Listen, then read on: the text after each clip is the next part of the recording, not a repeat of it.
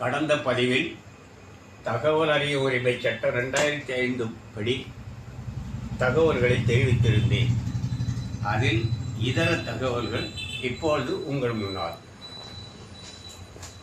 சட்டம், தகவல் அறிவுரை சட்டம் 2 என்ன சொல்லியிருக்கிறது, 6 என்ன சொல்லியிருக்கிறது, 7, 19, 20 என்ன சொல்லியுள்ளது என்பதை நான் இப்போது தங்களுக்கு தெரிவிக்க இருக்கிறேன்.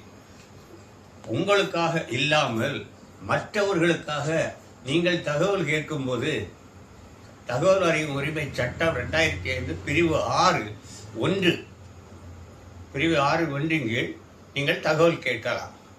அப்படி கேட்கும் தகவல்களுக்கு அந்த நிர்வாகம், பொது தகவல் அலுவலர் எந்த துறையை சேர்ந்தவர்களாக இருந்தாலும் 30 நாட்களுக்குள் உங்களுக்கு பதில் தர வேண்டும். இல்லையே 31வது நாளுக்கு மேல் நீங்கள் மேலதிகாரிகளுக்கு முதல் மேல்முறையீடு மனு தாக்கல் செய்யலாம். அவ்வாறு தாக்கல் செய்யும் மேல்முறையீடு மனு பிரிவு 19(1) கீழ் அனுப்பலாம். அந்த பிரிவு 19(1) நீங்கள் அனுப்பும் தகவலுக்கு முதல் மேல்முறையீட்டு அலுவலர் அந்த துறையை சார்ந்தவர் 35 நாட்களுக்குள் பதில் தர வேண்டும்.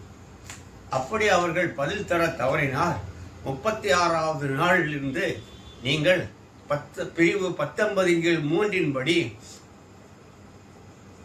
2ஆம் மேல்முறையீடு செய்யலாம். அது மாநில தகவல் அறிவு உரிமை சட்ட ஆணையம் என்று ஒன்று உள்ளது. தற்போது அது சென்னை 6 சென்னை 18க்கு மாற்றப்பட்டுள்ளது. அங்கே உள்ளது. அதற்கு அனுப்பலாம். அவ்வாறு அவர்கள் அனுப்பும்போது அந்த மாநில தகவல் அறிவு உரிமை சட்ட ஆணையத்திற்கு நீதிமன்றத்திற்குள்ள அனைத்து உரிமைகளும் கடமைகளும் சட்டங்களும் அவர்கள் அதை கடைபிடிக்கலாம். நீதிமன்ற துறை சார்ந்தவர்கள், நீதித்துறையை சார்ந்தவர்கள், அந்த விவரங்களை அறிந்தவர்களை அங்கு உறுப்பினர்களாகவும் தலைவர்களாகவும் மாநில அரசு நியமிக்கும். அவ்வாறு நியமிக்கும் அதிகாரிகளை மாநில கவர்னர் அவர்களுக்கு பதவி பிரமாணம் செய்து வைப்பார். அடுத்து உங்களுக்காக நீங்கள் கேட்கும் கேள்விகள் பிரிவு 7(1) கீழ் நீங்கள் கேட்கலாம்.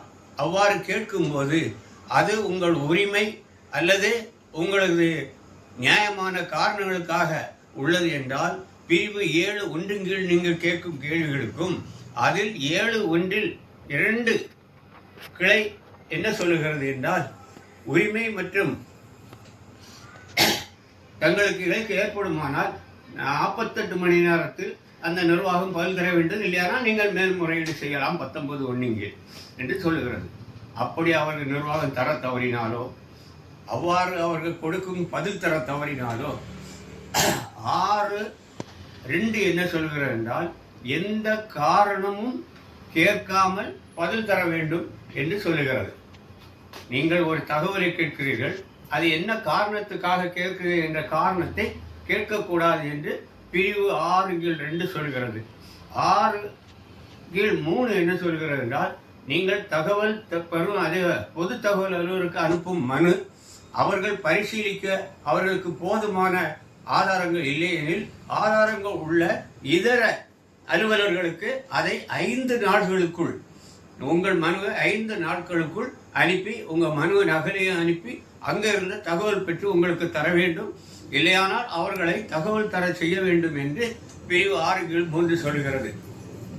பிரிவு 7(1) உங்களுக்காக வேண்டிய அனைத்து தகவல்களையும் பெற முடியும். 7(6) என்ன சொல்லுகிறது என்றால், 30 நாட்களுக்குள் நீங்கள் தகவல் தரவில்லை என்றால் அந்த 30 நாள் கழிந்த பின்னர் கொடுக்கும் தகவல்களுக்கு எந்த விதமான கட்டணமும் வசூலிக்க கூடாது என்று சொல்கிறது.